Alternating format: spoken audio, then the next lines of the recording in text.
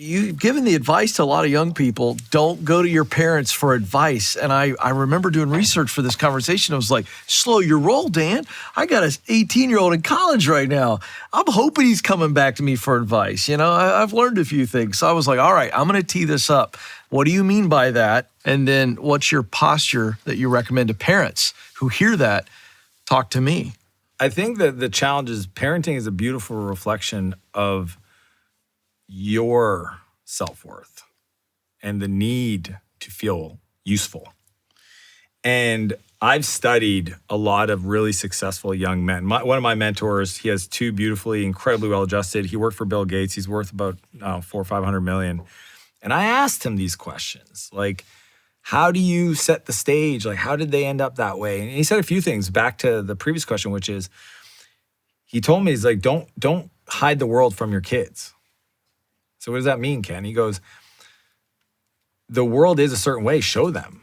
So we've never pretended like there weren't homeless people, there weren't people that didn't have the resource. We went to Haiti when they were 5 to work on a project. We are involved in our unhoused community. We literally go to church with the homeless people in our city every Sunday, and we break bread with them in service. And it turns out that when most children are 13, 14, 15, they start to go outside the family unit to find their identity. And the best thing we can do as a parent is actually make sure they're surrounded with other adults that we trust, that we know will shape them. So that you can't fight it, because that's what a lot of parents will do. They'll just try to fight it, the fact that they started dyeing their hair. Like, I don't know, I did it. I don't know if you guys did, but 14, 15. And then know that, okay, they're going to ask other people. The other thing is, I say that is, don't go to your parents for advice if they didn't do the thing you want to do. I'm not a video editor. When my son got into video editing, I introduced people I knew that were incredible humans that were video editors and said, anytime you need anything, call these people.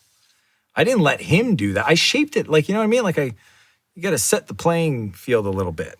And that's what I tell people. If you want to build, unless your dad's the person that you want to be like, Elon Musk or whatever, cool.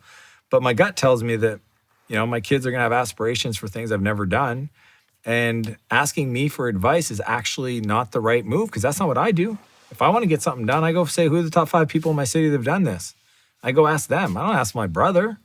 He's well-intentioned, but well-intentioned is actually dangerous sometimes. It can be harmful, and they don't mean to do. Oh, you squash a kid's dreams without even knowing it. I've taken those calls. Yeah. The kids hear everything you say through a megaphone, whether you like it or not.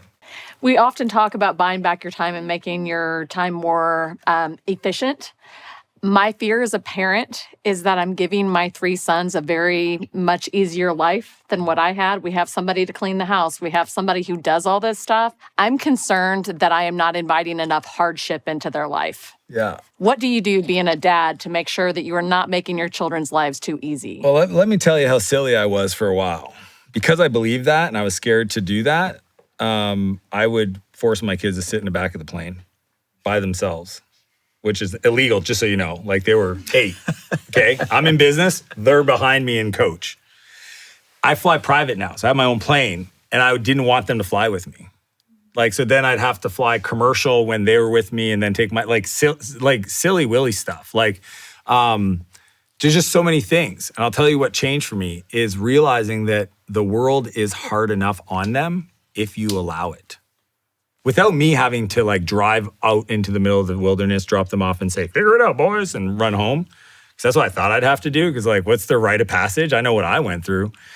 My buddy Ben Greenfield actually did this with his 2 13-year-old twins. Turns out he trained them for 13 years how to be savages. So they, when he did drop them off in the woods, they were like, yep, see ya. And they figured it out. But it was when I was bringing them to daycare, early days, and my sister-in-law owned the place, and I would watch all the parents do all the stuff for the kids. I got the little booties, the little gloves, zipper. The kids just sitting there like this. And I'm watching my 2 boys getting ready, and I'm like, what are you guys doing? And it was funny because I'd have conversations with the dad when, mom's not. I was like, dude, I bet he could do that himself. And he looked, and I go, just for what it's worth. 'Cause my kids are 11 months apart, are Irish twins. So And he would see that.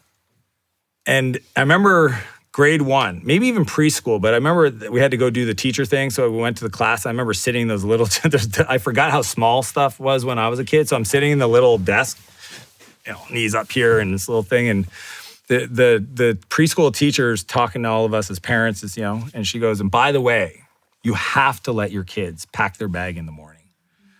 You cannot, parents look at me. I love it. She created an agreement. She looked in every one of our eyes. Promise me, promise me, promise me. Because I'll tell you what, if you don't, then I'll have to. I don't have time. Don't make it my responsibility for you to. And I was like, everybody, we're not going to clap for this. We're not doing a standing ovation. Like, what are you guys doing? Like, that was beautiful. And I get it. I get that moms want to show love. My wife's love language is acts of service. She loves to make the kids breakfast in the morning. If you met my 2 boys and asked them, has your dad ever made you breakfast ever in the history of universe of time? The answer will be no. Do I love them more than the universe? Because I love them is why I let the world shape them. So the cool part is you can be as wealthy and affluent as you want if you also let the world. So do I buy my kids anything they want? No. What they need, I buy. What they want, I go 50-50. Easy math. They want whatever they want, go figure out a way to create value in the world. So that's the way we've resolved it in our household, is just allow them to go through the feelings. Be there for them when they're struggling. The bullying will happen. The girlfriend, I'm sure the heartbreaks are coming. But I'm gonna be there, but I'm not solving stuff. That's not my job. My job is to be the example, to create the support, and let them learn those lessons. Having money, I can say this because I know a guy that doesn't have money, and when I went to his house, I opened up a door in his basement, and there was a room the size, almost half the size of this room, full of toys. Dude, you have no money. What is all this stuff? Well, I mean, it's Christmas time. I get them stuff, and it piles up. Dude, we get them like 1 present, 2 medium presents, 2 fini. Done. Separate the I need to do this for me from the let's let the world shape them kind of stuff.